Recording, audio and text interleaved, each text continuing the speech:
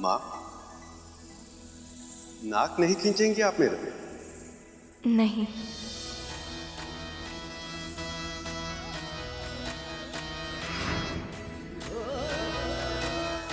विवाह के हर रीत की तरह इसके निर्धारण के पीछे भी एक कारण था प्रभु। जब वर वधू के माता पिता जमाई के चरण धोते थे तो जमाई के मन में अहंकार आ जाता था और उसे लगने लगता था कि वही सब कुछ है, कोई और कुछ नहीं। तभी वधू की माँ उसकी नाक खींचकर उसको फिर से झुकना सिखाती थी। पर आपके भीतर तो सभी गुण हैं प्रभु, और फिर भी अहंकार तो क्या, कोई भी दुर्गुण तनिक भी नहीं है। इसीलिए आपके साथ ये रीति करने की आवश्यकता ही नहीं है।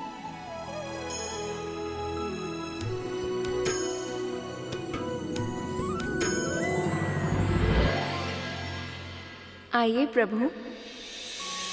पधारिए। सारी बारातियों के पैर अवश्य पखारना।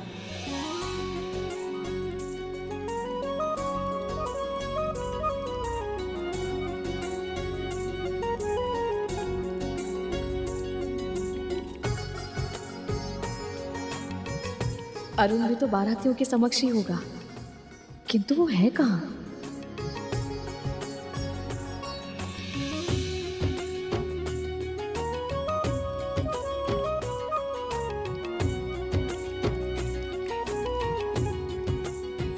अरुण,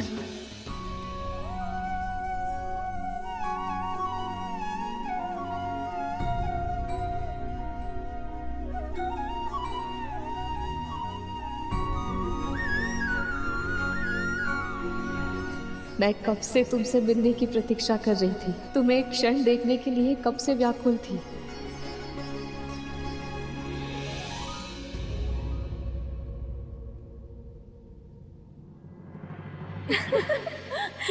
इनके तो पाँव ही नहीं है, फिर पाँव कैसे धोए?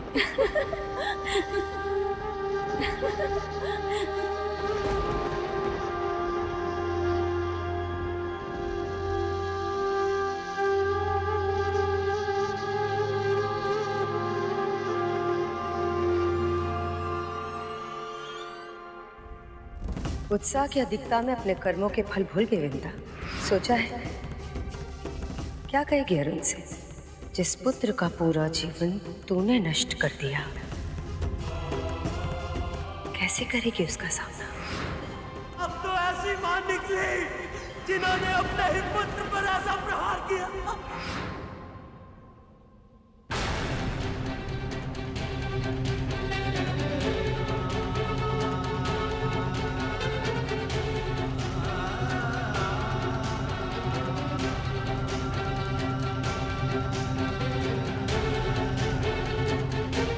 गरुड़, तनिक सुन पुत्र।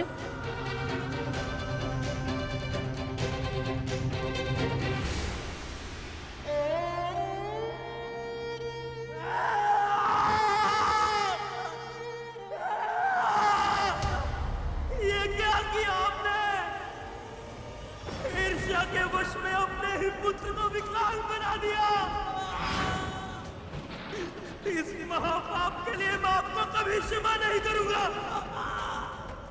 असुरक्षा, मोह और मत्सर जैसे दोषों ने आप और आपकी बहन दोनों की बुद्धि हर ली और मुझसे छीन लिया मेरा गौरव और मेरा भाग्य।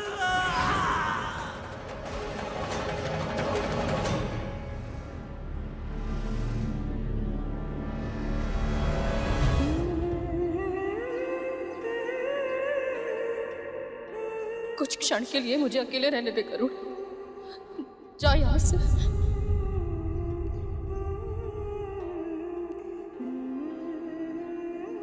अरुण,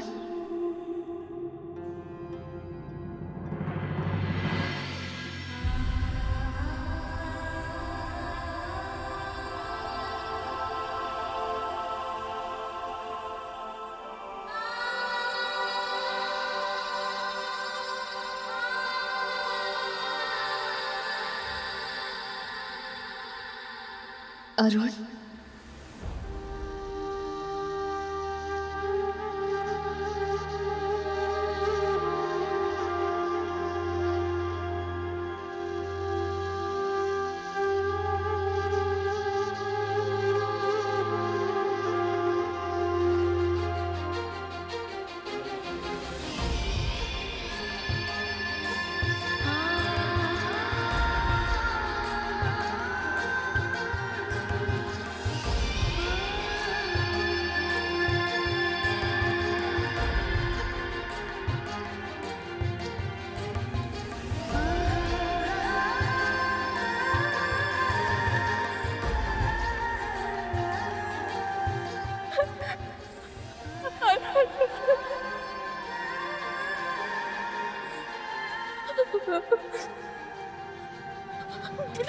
मुझे क्षमा।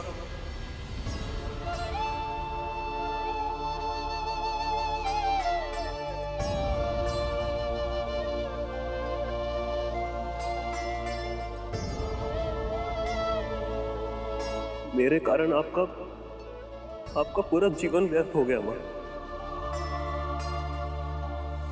मेरे श्राप ने आपको दास्ता के नर्क में धकेल दिया। मैं अपने आप को कभी क्षमा नहीं कर पाऊंगा।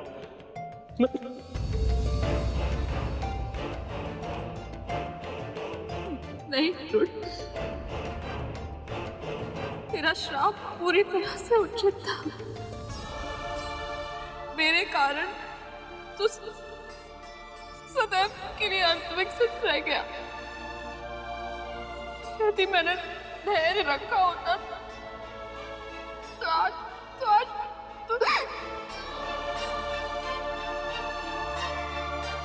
सत्य तो ये है, तेरे जन्म के बाद से हर क्षण मुझे लगता है कि दास्ता का ये जीवन ही मेरा दंड है। पर मैं आज तक अपने आप को कभी क्षमा नहीं कर पाया माँ। हर पल हर क्षण यही अनुभव करता हूं कि क्यों मैंने अपने क्रोध पर नियंत्रण नहीं रखा। यदि उस दिन मैं आपको श्राप ना देता तो आज आपका जीवन जीती जागती त्रासदी ना बना होता माँ। हाँ माँ, मैं आपसे बिछड़कर दूर अवश्य हुआ हूं, कभी अपने हृदय से एक पल के लिए भी आपको भुला नहीं पाया मैं। आपकी पीड़ा, आपकी वेदना प्रतिदिन प्रतिपल सही है मैंने। जब जब आपके कष्टों की वेदना आपके हृदय को पीड़ा पहुंचाती थी, तब तब मेरे आंसू छलकते थे। और जब आप उन ओस रूपी आंसू को अपने हाथ में इकट्ठा करके पी जाती थी ना मां, तो मुझे ऐसा लगता था जैसे आपने मुझे क्षमा कर दिया हो। ऐसा लगता था जैसे जीवन में और कुछ भी नहीं चाहिए मुझे, कुछ भी नहीं। मां, आप जानती हैं, मेरे जन्म लेने से लेकर आज तक मैंने आपको और आपके प्रेम को केवल अपनी कल्पनाओं में ही अनुभव किया है। आज अपने उन सभी अनुभवों को उनको जीना चाहता हूं मां। मैं चाहता हूं कि जिस तरह आप गरुड़ के सर पर हाथ रखकर उसे आशीर्वाद देती हैं, मुझे भी दीजिए। जिस तरह अपने हाथों से उसे भोजन करवाती हैं, मुझे भी करवाइए। कितने वर्षों तक आपके प्रेम से वंचित रहा हूं मां। बस एक बार आपके आशीर्वाद को छूना चाहता हूं मैं। बस एक बार।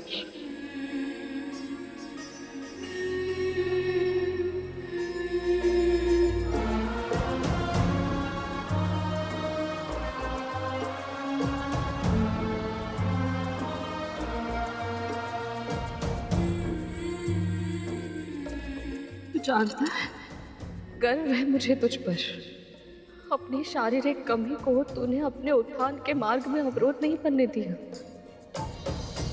जो तेरी दुर्बलता थी उसे ही अपनी शक्ति बना लिया तूने। मैंने जो भी सीखा है सब आपसे सीखा है माँ। सब कुछ गवा दिया था आपने अपना, किंतु उसके बाद भी आपने कभी अपनी मर्यादा, अपने आत्मसम्मान के साथ समझौता नहीं किया। सब आपसे सीखा है मैंने।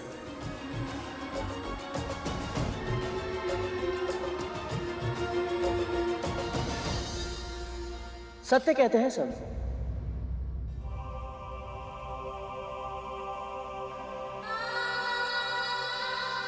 मां को सबसे अधिक प्रेम अपने पहले पुत्र से ही होता है। देखा आपने अरुण भैया, आपके मिलते ही मां मुझे भी भूल गई।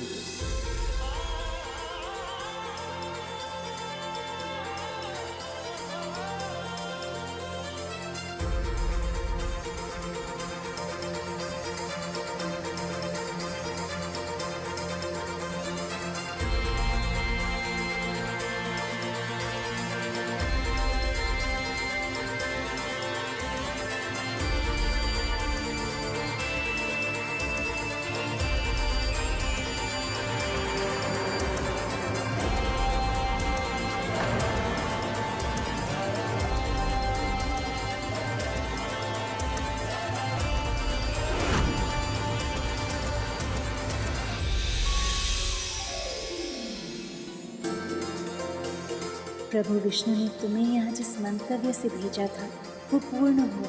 तुम्हें अरुण से मिला के माँ बेटे के मन में जो बोझ था उसका निवारण किया प्रभु ने।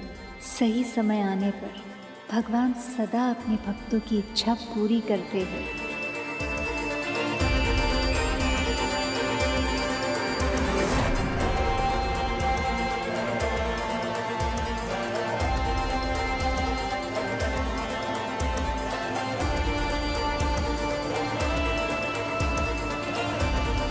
एक बार फिर विद्या और उसके पुत्रों ने मेरी योजना विफल कर दी। मैं स्वयं भस्म हो जाऊंगा मगर आप सबको छल से मंथन नहीं करने दूंगा। तुम्हें आभास है तुम किसे धमकी दे रहे हो?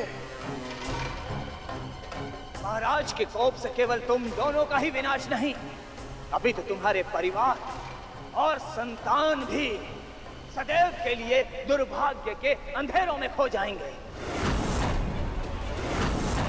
अभी भी समय है मूर्खों, अपने ये तने हुए शीश झुकाकर महाराज के आदेश का पालन करो और हमें चुपचाप मंथन करने दो।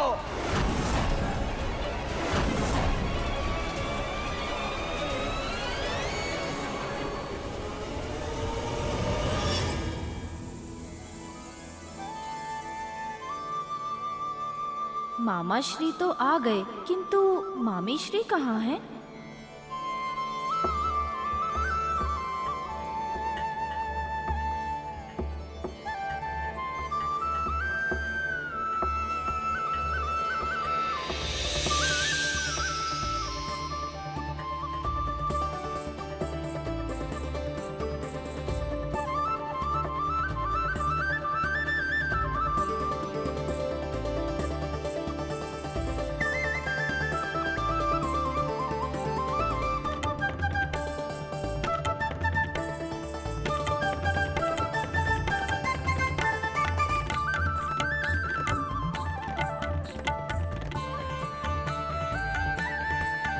लक्ष्मी, मुझसे अब और प्रतीक्षा नहीं हो रही। शीघ्र आइए। आपको देखने के लिए मेरा मन और आतुर होता जा रहा है।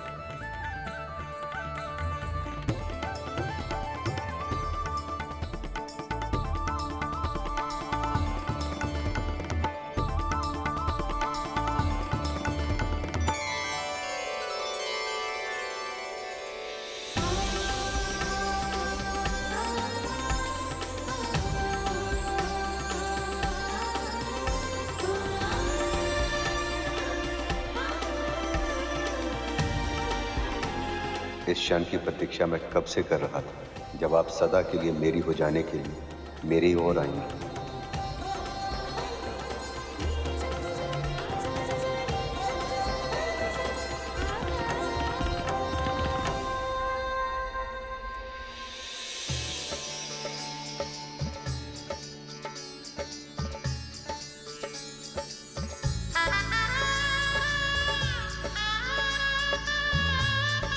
हम कब से इस क्षण की प्रतीक्षा कर रहे थे, जब माता लक्ष्मी और प्रभु विष्णु का मिलन हो जाए।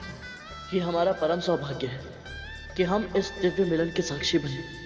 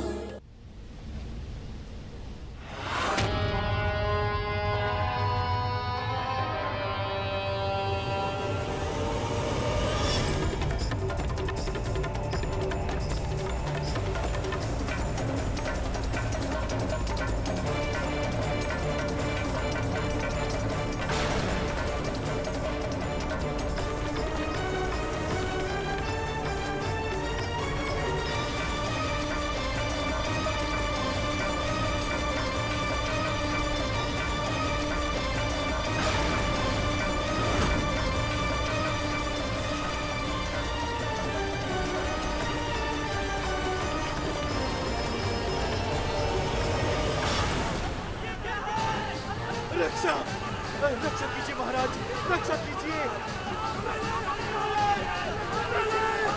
ये क्या है? प्रलय! महाराज रक्षा कीजिए। प्रलय से हमारी रक्षा कीजिए महाराज।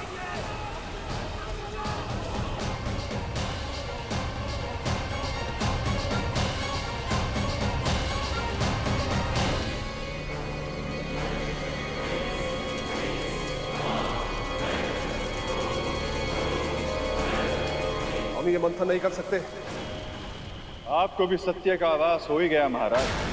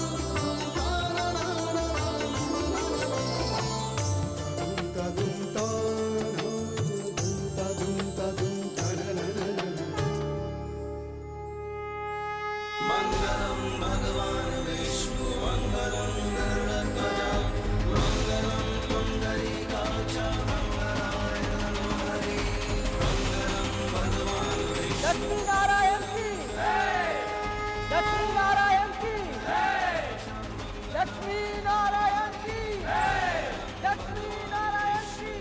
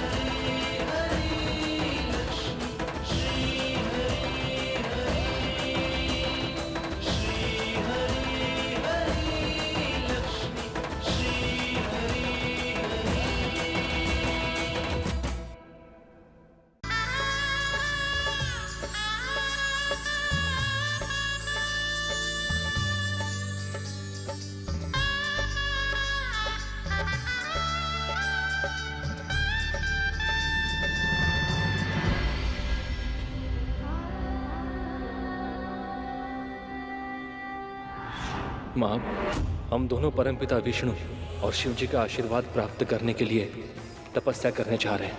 हम भक्ति की शक्ति प्राप्त करना चाहते हैं। आप भी यही चाहती थी ना कि हम शक्तिशाली बने? जहाँ जाना चाहते हो जाओ, जहाँ जाओ सुखी रहना। प्रणाम माँ।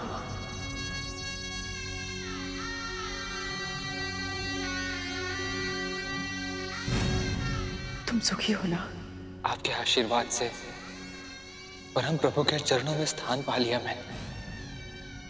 इससे अधिक सुख और क्या हो सकता है मेरे लिए?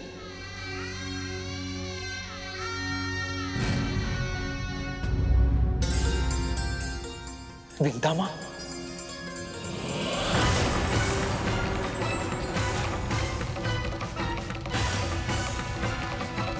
अनंत,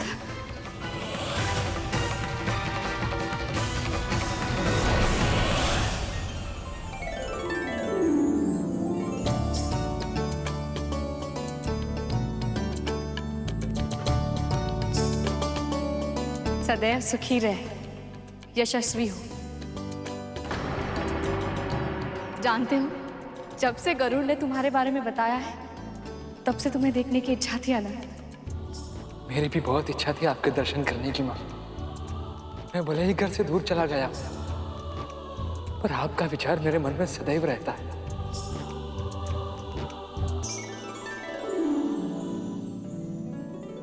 इतने वर्षों के बाद तुम्हारा पुत्र तुमसे मिला है कद्रुन, और वो तुमसे अधिक वृंदा से बातें कर रहा है। आप सब कृपया अपना अपना स्थान ग्रहण कर लें। अब विवाह संस्कार आरंभ होने वाला है। आज्ञा दीजिए माँ।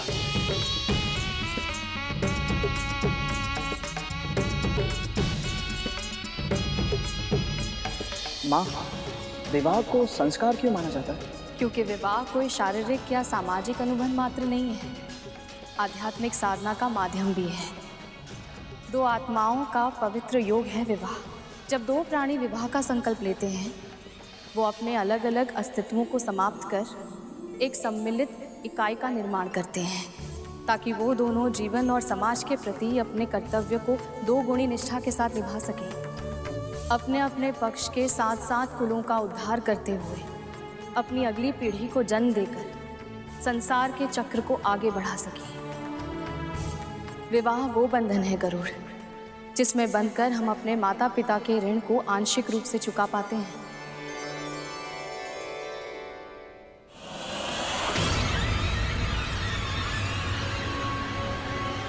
हम ये मंथन नहीं कर सकते। परंतु महाराज, अमृत। तो आपको सत्य का आभास हो ही गया महाराज।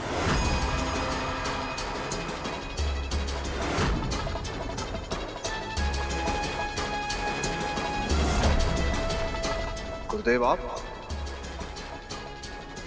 हाँ, मैं जानता था कि आपको देवताओं की सहायता के बिना अमृत प्राप्त नहीं होगा। फिर भी मैंने आपको प्रयास के लिए प्रोत्साहित किया। मुझे पता था महाराज कि आप इस कार्य में असफल होंगे। तभी आपको समझ में आएगा कि आपके वास्तविक शत्रु देवता नहीं बल्कि विष्णु हैं।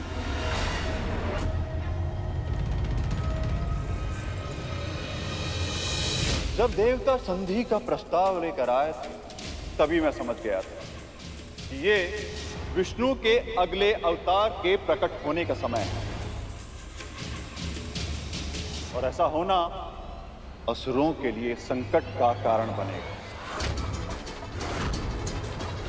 इसीलिए मैं प्रथम क्षण से ही मंथन के विचार के ही विरुद्ध था, किंतु आपने मेरा सुझाव नहीं माना और विष्णु के कच्छप अवतार के प्रकट होने में सहायता कर दी।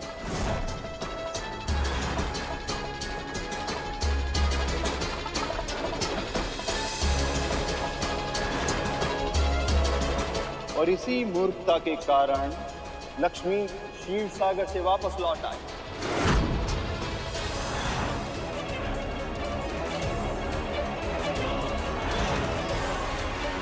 संसार में शिव फिर से लौटा। आप सभी असुरों के कारण देवता अपनी शक्तियां पुनः प्राप्त करने में सफल हुए।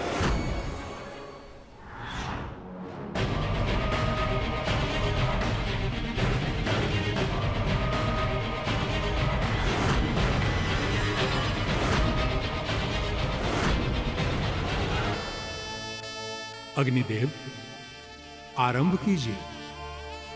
जो आज्ञा ब्रह्मदेव।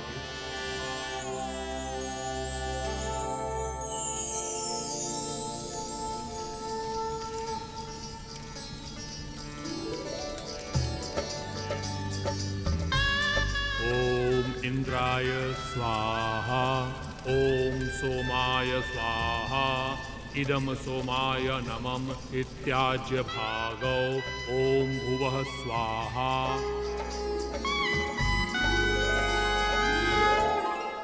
और अब विष्णु और लक्ष्मी दोनों देवताओं के साथ हैं, इसलिए देवता इस मंथन के कार्य को भी पूर्ण करेंगे और उन्हें अमृत भी प्राप्त होगा।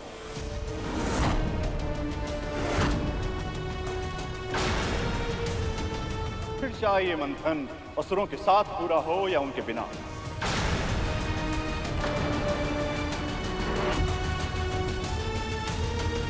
अब कन्यादान होगा। समुद्रदेव, महारानी, अब आप वधू का हाथ अपने हाथ में लें और उसे वर के हाथ में रख दें। कन्यादान का अर्थ होता है पिता द्वारा कन्या का सारा दायित्व वर के हाथों में सौंप देना और उस पर अपना अधिकार सदा के लिए त्याग कर देना। कन्यादान के बाद वधू पूरी तरह से वर की हो जाती है।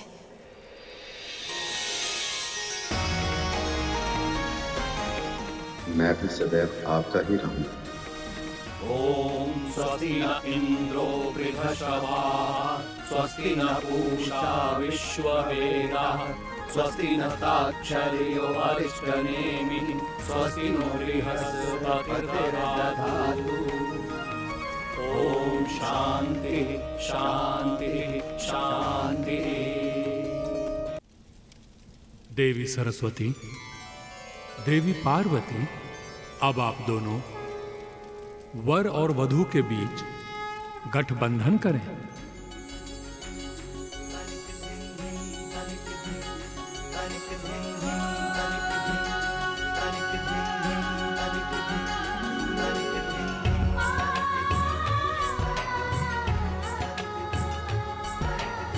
ध्यान से देखो पुत्र, इस गठबंधन में रखे जाने वाली हर वस्तु का एक विशेष अर्थ और महत्व है। मुद्रा का अर्थ है धन पर पति और पत्नी का समान अधिकार होगा। पुष्प सदैव हंसते और मुस्कुराते रहने का प्रतीक है। हल्दी निरोगी जीवन की प्रतीक होती है। एक गृहस्थी सुचारू रूप से तभी चल सकती है जब पति पत्नी दोनों पूरी तरह से स्वस्थ और निरोगी हों। और फिर मेरी प्रिय दूर्वा घास भी डाली जाती है, जो कभी ना मुरझाने वाले प्रेम की प्रतीक है। जानते हैं अरुण गरुड़, दूर्वा कितनी भी क्यों ना सूख जाए, उसे भूमि पर डाला जाए तो वो फिर से उग जाती है। इसीलिए दूर्वा ये संदेश देती है कि यदि कभी क्रोध और रुष्टता के कारण दाम्पत्य जीवन का पौधा सूखने लगे तो उसे प्रेम की भूमि में बो करके फिर से हरा भरा बना लेना चाहिए। वो देखिए, देवी सरस्वती ने अभी अभी गठबंधन में अक्षत डाला है। अक्षत अन्न की संपन्नता का प्रतीक होता है पुत्रों, और इतनी संपन्नता तो होनी ही चाहिए कि परिवार के साथ साथ समाज की भी भूख मिट जाए।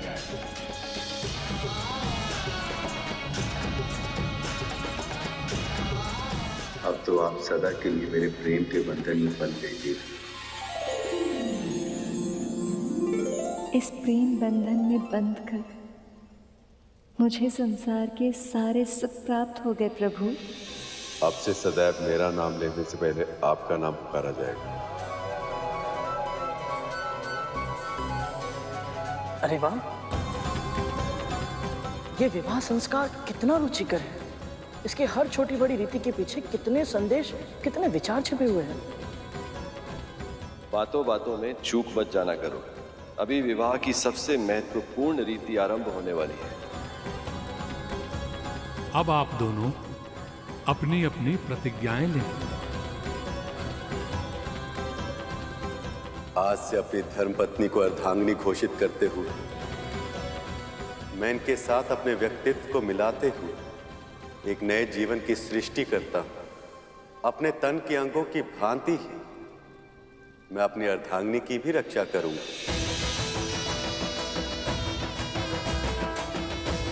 अपने जीवन को पति के साथ संयुक्त करके मैं एक नए जीवन की सृष्टि करूंगी। इसके पश्चात सत्य अर्थ में मैं आपकी अर्धांगिनी बनकर रहूंगी। मैं पूरी प्रसन्नता से अपनी पत्नी को गृह लक्ष्मी का महान अधिकार सौंपता हूं। आज से सदैव जीवन के निर्धारण में मैं इनके परामर्श को महत्व दूंगा। अपने पति के परिजनों को एक ही तन के विभिन्न भाग मानकर उन सब के साथ सम्मान पूर्वक व्यवहार करूंगी।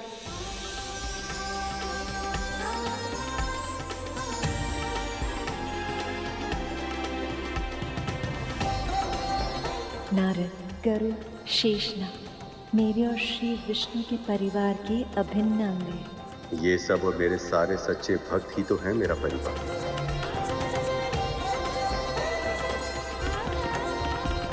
क्या लगता है आप सबको कि विष्णु वहां विवाह में व्यस्त हैं, तो उनको ज्ञात नहीं है कि आप यहाँ क्या करने का प्रयत्न कर रहे हैं? किंतु वो आपको बिल्कुल भी रोक नहीं रहे। कुछ भी नहीं कर रहे हैं इसके लिए। क्यों? एक कारण, सिर्फ एक छोटा सा कारण चाहिए उन्हें, ताकि वो इस संधि तोड़ सकें और आप असुरों को इस मंथन की प्रक्रिया से दूर कर सकें।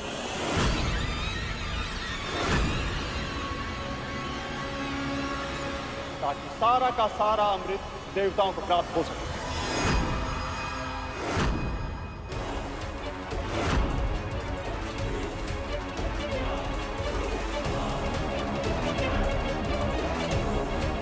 हे महादेव, हमसे बहुत बड़ी भूल हो गई।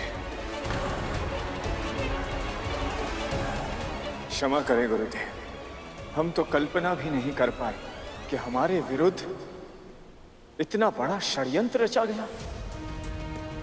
गुरुदेव, अब आप ही हमें बताइए कि हम क्या करें। कुछ नहीं,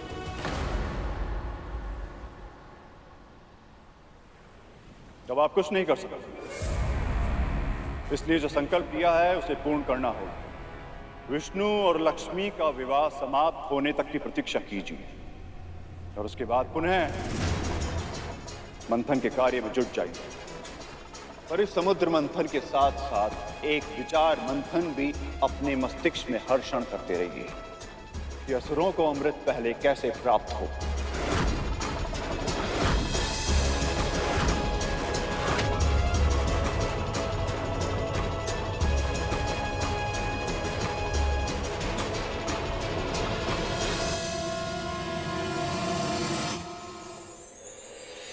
रूप, स्वास्थ्य, स्वभावगत गुण या दोष और अज्ञान से उत्पन्न होने वाले विकारों को मैं कभी अपने चित्त में स्थान नहीं दूंगा।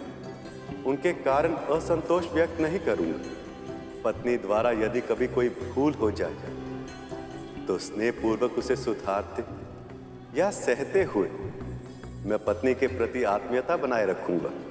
सदैव परिश्रम पूर्वक घर के सारे कार्य करूंगी। मैं पति की प्रगति और घर के विकास के लिए समुचित योगदान करूंगी। मैं पत्नी का मित्र बनकर रहूंगा और सदैव अपार स्नेह देता रहूंगा। इस वचन का पालन मैं पूरी निष्ठा और सत्य के आधार पर करूंगा। मैं पतिव्रत धर्म का पूर्ण रूप से पालन करूं, कपट और दुरावा नहीं करूं। पति के आदेशों का अविलंब पालन करने का अभ्यास करूंगी। जिस तरह से पत्नी के लिए पतिव्रत की मर्यादा का निधान है, मैं स्वयं उसी दृढ़ता से पतिव्रत का पालन करूंगा। चिंतन और आचरण दोनों में पर नारी के साथ वासनात्मक संबंध का विचार भी कभी नहीं आने दूंगा। मैं सेवा, स्वच्छता और प्रिय वचन का सदैव पालन करूंगी। ईर्ष्या और कुड़न से दूर रहूंगी और सदैव प्रसन्नता बांटने का प्रयास करूंगी। पत्नी की प्रगति, सुख और सुरक्षा की व्यवस्था मैं अपनी पूरी शक्ति के साथ करूंगा। किसी के सामने भी पत्नी को लांछित या तिरस्कृत कभी नहीं करूंगा। पत्नी होने के नाते मेरे पति मेरे लिए देवता स्वरूप यही मानकर और सारे मतभेदों को भूलकर मैं सदैव आपकी सेवा करूंगी। कभी आपका अपमान नहीं करूंगी।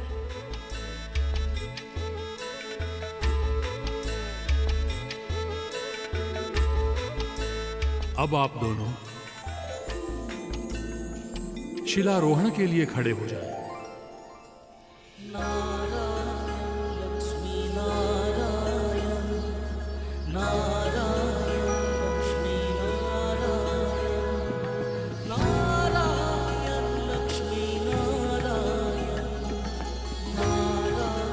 हम दोनों ये प्रतिज्ञा लेते हैं कि शिला की तरह स्थिर रहकर हम सदैव अपनी प्रतिज्ञाओं का पालन करेंगे। हम दोनों ये प्रतिज्ञा लेते हैं कि शिला की तरह स्थिर रहकर हम सदैव अपनी प्रतिज्ञाओं का पालन करेंगे।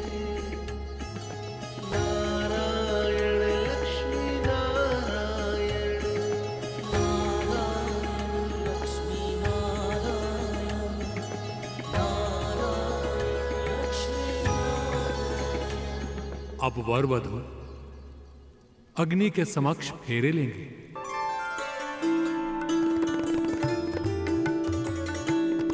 माँ, ये सभी फेरे अग्नि के सामने क्यों लिए जाते हैं? क्योंकि अग्नि सूर्य देव का प्रतीक है गरुड़,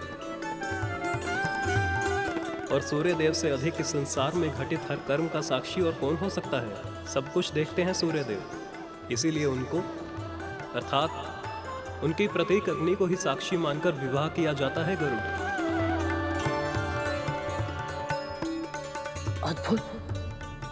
ये जानने के बाद तो मैं स्वयं को और अधिक सौभाग्यशाली अनुभव कर रहा हूँ, क्योंकि अग्निदेव और सूर्यदेव मेरे बड़े भाई।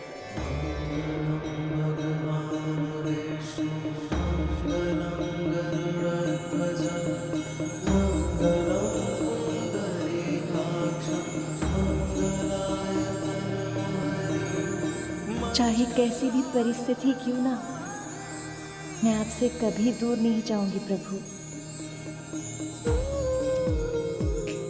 आपके सम्मान की रक्षा के लिए कुछ भी करूंगा मैं, जिसकी कोई कल्पना भी नहीं कर सकता। वो भी घटित होने पर विवश कर दूंगा, पर आपके सम्मान पर कभी कोई आंच नहीं आने।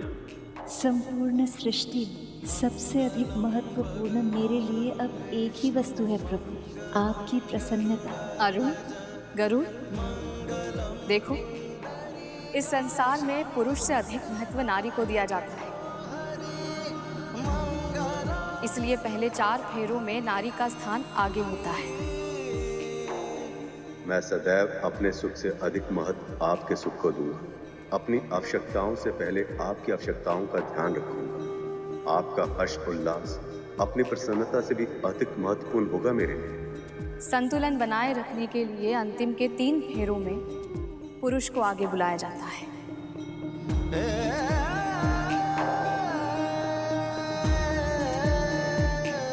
वैसे तो मैं आपके ऊपर कोई संकट आने ही नहीं दूंगा, पर यदि विधि के विधानवश आ भी गए तो आप तक पहुंचने से पहले उसे मेरा सामना करना होगा। जो आपका अहित करेगा उसके सामने चट्टान बनकर खड़ा हो जाऊंगा।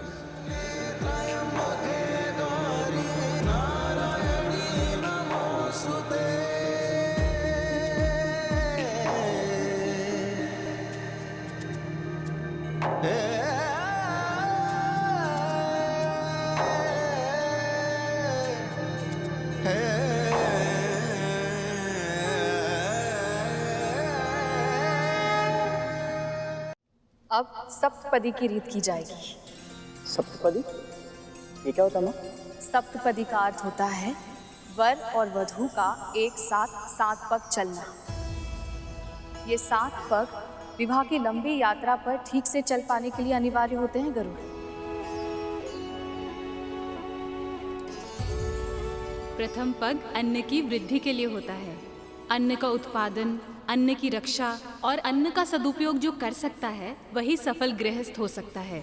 अधिक पका लेना, झूठन छोड़ना और स्वच्छता का ध्यान न रखना, इन सभी बातों से स्वास्थ्य की हानि होती है। इसलिए आहार की सात्विकता का उचित ध्यान रखना दाम्पत्य जीवन का मुख्य उत्तरदायित्व है। दूसरा पग शारीरिक और मानसिक बल की वृद्धि के लिए होता है।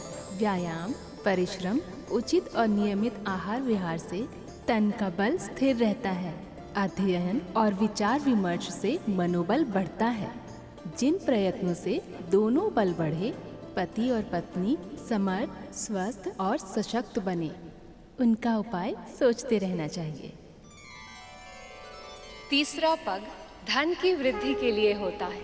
जैसे मुद्रा अर्जित करना आवश्यक है, वैसे ही व्यय की मर्यादाओं का ध्यान रखना दाम्पत्य जीवन का प्रमुख कर्तव्य है।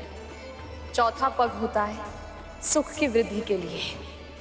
पति पत्नी प्रसन्न चित्त रहे, मुस्कुराने का अभ्यास करें, हंसते हंसाते जीवन व्यतीत करें। सदैव ध्यान रखना, जो संतोष करना जानता है सुखी भी वही रह सकता है।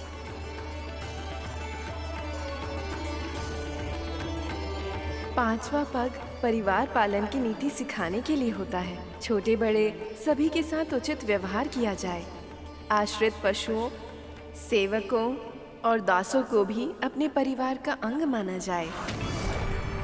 उन सभी आश्रितों की उचित देखभाल, सुरक्षा, उन्नति और सुख शांति के उपाय अपनी पूरी क्षमता के साथ किए जाएं। यही इस 5वें पद की शिक्षा है। संतानों को जन्म देना स्वाभाविक है, इसीलिए दाम्पत्य जीवन में उसका भी स्थान है। परंतु इन कर्तव्यों का निर्वहन करते हुए भी मर्यादाओं का पूरी कठोरता और सतर्कता से पालन किया जाना चाहिए। यही इस 6ठे पग का संदेश है।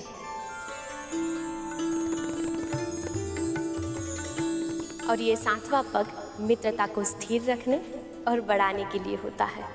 पति पत्नी दोनों ही ये ध्यान रखें कि उनकी ओर से कोई त्रुटि तो नहीं हो रही। साथ ही अगर कोई भूल कर भी रहा हो तो उसका उत्तर कठोरता से नहीं बल्कि सच्चता और सहृदयता के साथ दिया जाना चाहिए। दुष्टों के साथ दुष्टता की नीति सांसारिक व्यक्तियों के साथ एक सीमा तक अपनाई जा सकती है, परंतु अपने साथी का हृदय जीतने के लिए उदारता, सेवा, सौजन्यता और क्षमा जैसे शस्त्र ही उपयोग में लाने जाने चाहिए। सब पदी में 7 पग बढ़ाते हुए 7 सूत्रों को आत्मसात करना होता है। इन आदर्शों और सिद्धांतों को यदि पति पत्नी अपना लें और इस मार्ग पे चलने के लिए पग से पग मिलाकर अग्रसर होने की ठान लें, तो दाम्पत्य जीवन की सफलता में संदेह की संभावना ही नहीं बचती।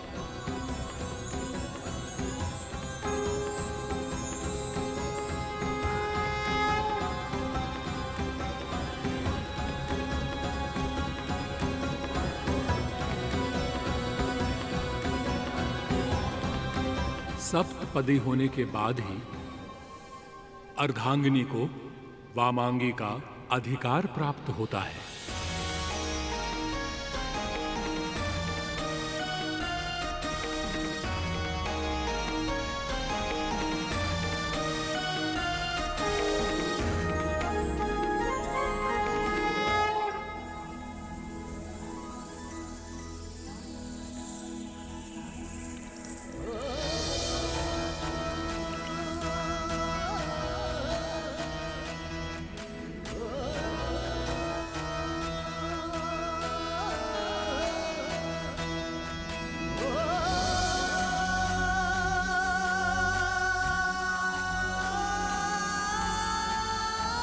अब देवी लक्ष्मी की मांग में सिंदूर डालने की विधि आरंभ होगी।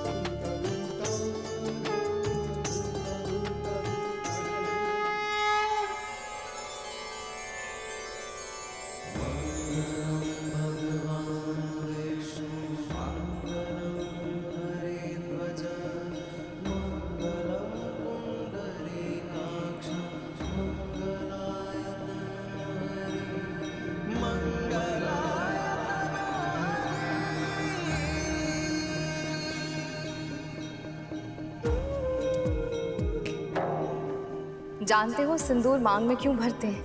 क्योंकि ब्रह्म ज्योतिर्मय है और उसकी ज्योति का रंग लाल है। और ये शुभ इसलिए होता है क्योंकि नारी की मांग ब्रह्मरंध्र के ठीक ऊपर होती है।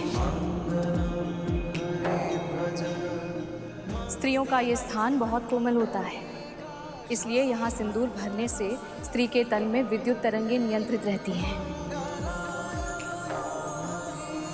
सिंदूर दान की इस अंतिम रीति के साथ अब विवाह संपन्न हुआ।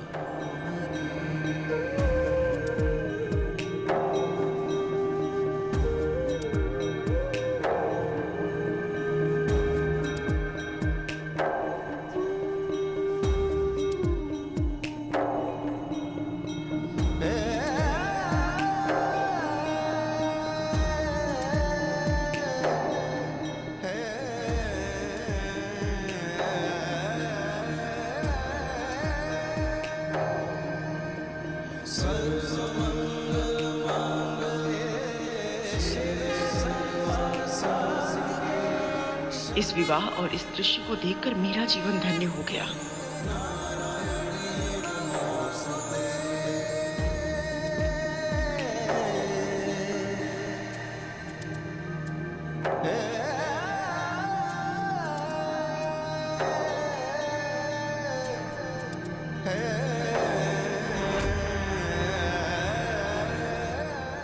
कद्रू,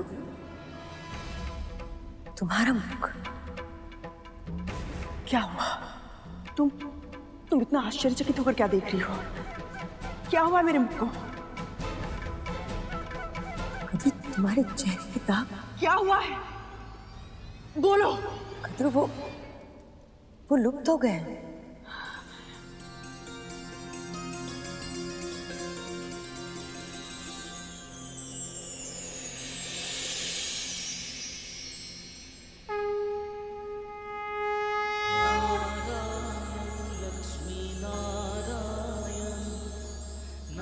धन्यवाद प्रभु विष्णु, धन्यवाद। माता लक्ष्मी, आपको कोटि कोटि धन्यवाद।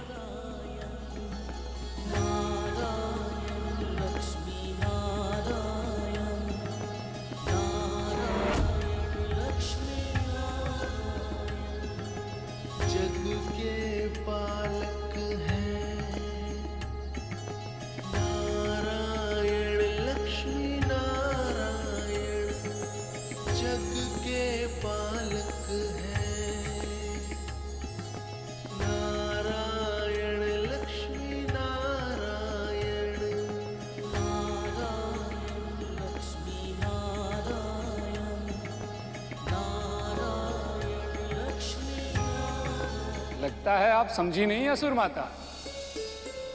ये महिमा प्रभु विष्णु और माँ लक्ष्मी की है। आज विवाह इनका हुआ है, पर जो अतिथि पूरे मन से सम्मिलित हुए हैं, अब उन सबका कल्याण होगा। नारायण नारायण। सत्य कहा मुनिवर। केवल आज ही नहीं, आज से अनंत काल तक जो भी पूरे मन से और सच्ची श्रद्धा से लक्ष्मी नारायण का ध्यान करेगा, उसके जीवन में सुख, समृद्धि और शांति का वास होगा। उसके सारे मनोरथ सफल होंगे और सभी इच्छाएं पूरी होंगी।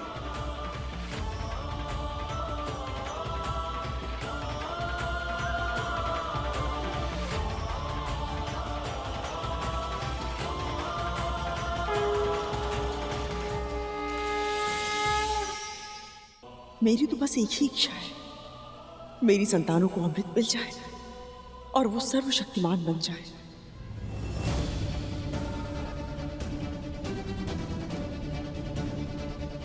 माया का खेल भी कितना अनोखा है, कितनी शीघ्र घेर लेती। अभी कुछ क्षण पहले तक कद्रू के मन में केवल भक्ति थी, किंतु इच्छाओं ने फिर से इसे अब जकड़ लिया।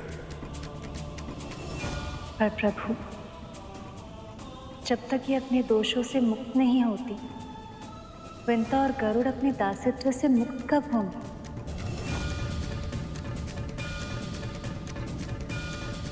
शीघ्र होगा, अब वो मेरा दायित्व है।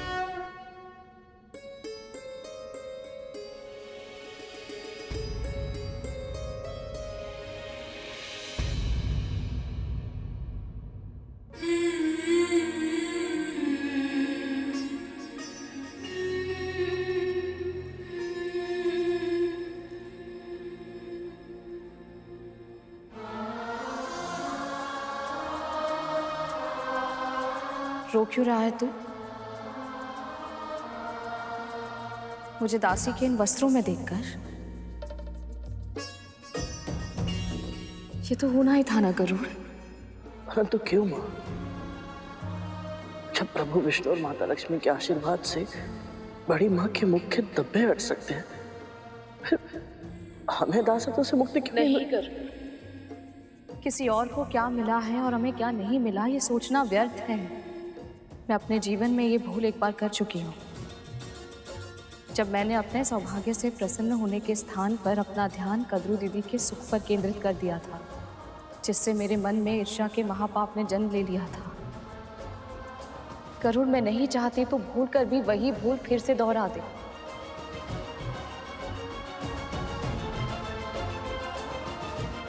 आप सही कह रही हो।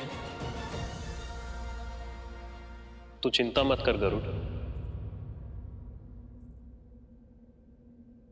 मुझे पूरा विश्वास है जिस तरह भगवान दत्तात्रेय की कृपा की वर्षा मां पर हुई है, उसी तरह प्रभु विष्णु और मां लक्ष्मी की कृपा भी आप पर होगी। मां, उनकी कृपा का आशीर्वाद तो मुझे पहले ही मिल चुका है अरुण।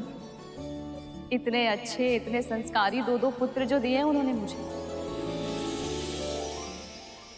अपने पुत्रों के अच्छे कर्म और सेवा का फल ही तो है, जिसके कारण मैं इस पवित्र समारोह में सम्मिलित हो पाई हूँ। यहाँ इतना सम्मान, इतना अपनापन मिला है मुझे। ये सब केवल इस जन्म में ही नहीं, आने वाले हर जन्म में मुझे सुख देने के लिए पर्याप्त है। अब और मुझे कुछ नहीं चाहिए।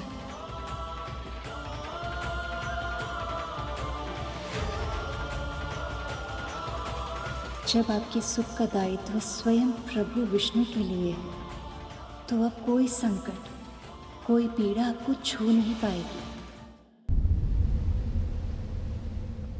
प्रभु, विदाई के इस भावुक क्षण में हम दोनों की ओर से एक छोटा सा उपहार स्वीकार कीजिए।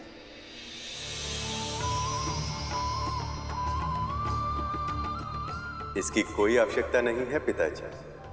ये मणि उस सम्मान का प्रतीक है जो आप सबने मुझे दिया है। आज मैं अपनी पुत्री के साथ साथ इस मणि को भी आपको सौंप रहा हूं। आपकी पुत्री मेरे हृदय में वास करती है।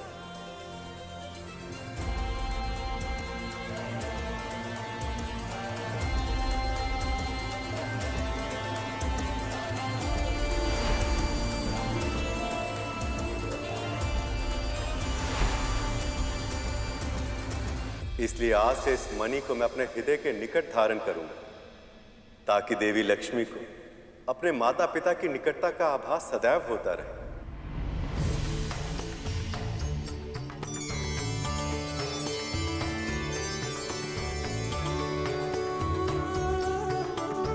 सारे संसार की श्री को हम दोनों भला दे ही क्या सकते हैं, फिर भी पुत्री, इसे हमारी प्रेम की भेंट समझकर स्वीकार कीजिए।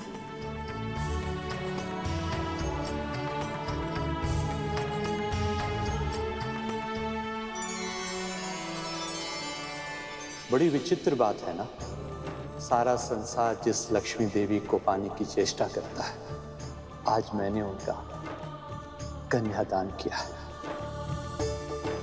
पर मैं जब देखता हूं कि मैंने अपनी पुत्री का हाथ किन हाथों में दिया है, तो ऐसा लगता है जैसे इससे बढ़कर और पुण्य कार्य कुछ हो ही नहीं सकता। अपनी पुत्री का घर से जाना किसी को अच्छा नहीं लगता, पर मैं लक्ष्मी भी हूँ और जाते जाते मैं इस घर को कुछ देना चाहती हूँ।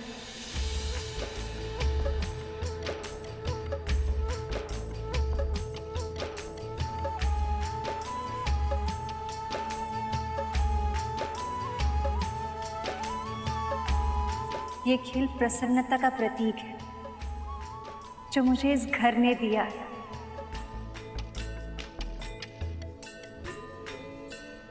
पत्नी होने के नाते मुझे आगे बढ़ना है, किंतु पुत्री होने के नाते मैं यहाँ प्रसन्नता बिखेर के जाना चाहती हूँ।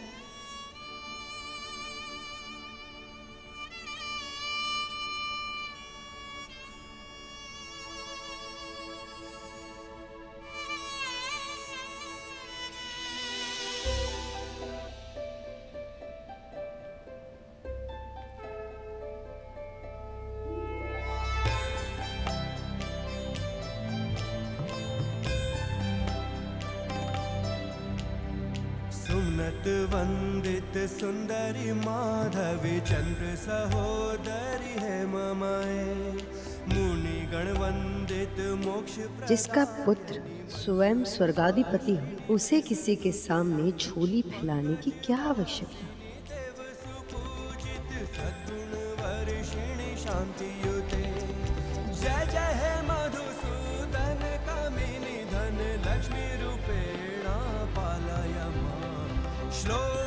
अष्टलक्ष्मी नमस्तुभ्यं वरदे कामरूपिणी विष्णुवक्षः स्थलारूढे भक्तमोक्षप्रदायिनी जगन्मात्रे च मोहिन्ये मङ्गलं शुभमङ्गलम्।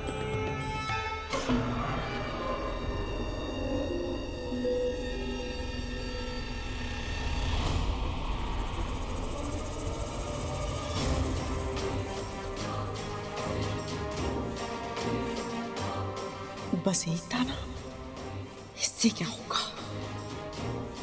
अच्छा हो, ये व्रत की प्रथा के साथ ये विवाह भी संपन्न हुआ और अब शुरू होगा मंथन। रुक जाइए मामी श्री, आप इस रथ पर नहीं चढ़ सकती। गणेश जी अब क्या करना चाहते हो? कहीं कोई भूल चूक ना हो गई, अब और विघ्न आ जाए।